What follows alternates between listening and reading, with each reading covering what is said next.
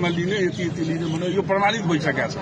यसमा प्रष्ट भइसकेको छ कि यो गौर नगरपालिका र भूमाफियाको मिलोमतोमा यो गौर राइस मिल गौरवासीको मुटु हो, रौतहटवासीको मुटु हो र मैले आफ्नो कार्यकालमा जोगाएर राखेको।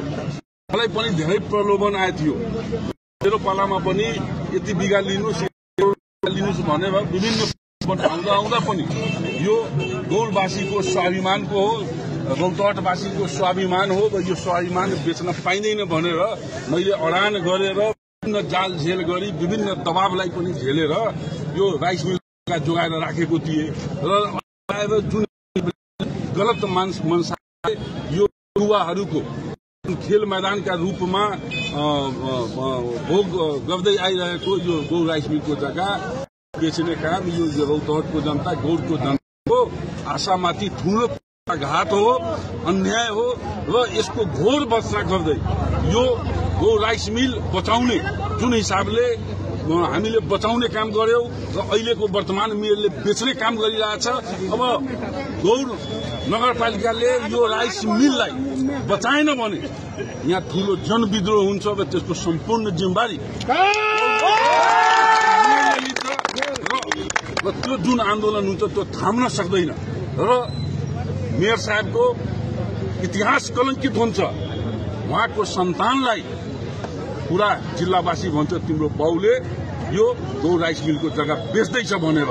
त्यस्ता इतिहासको कलंकितबाट बच्नुपर्छ र मैले पनि अहिले पनि भन्दैछु मेयर साहबलाई, तपाईँ सचेत हुनुहोस् र यो गौर राइस मिलको जग्गालाई जोगाउनुहोस्।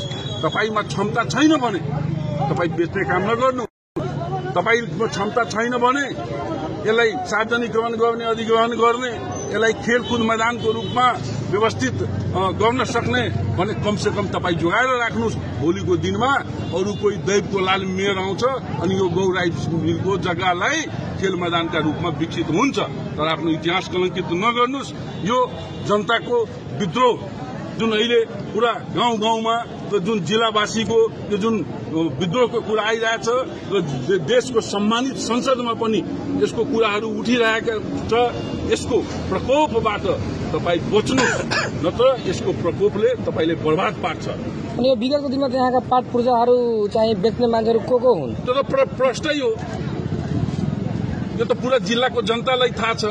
पाट पूर्जा कसले लगेर बेचे आओ त्यो बेला माओवादीले ट्रकहरू समातेर सुखदेव चौक प्रहरीमा बुझाएको पनि हो। यो त प्रष्ट प्रमाणित हो।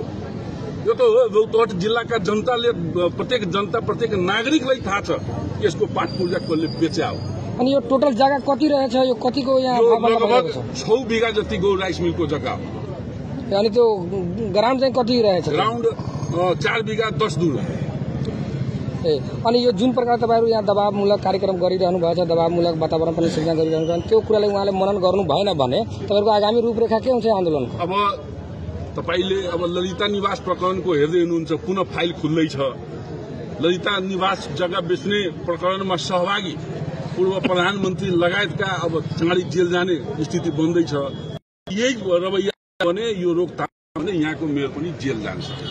अनि आगामी रूपरेखा के हुन्छ आन्दोलन तपाईहरु?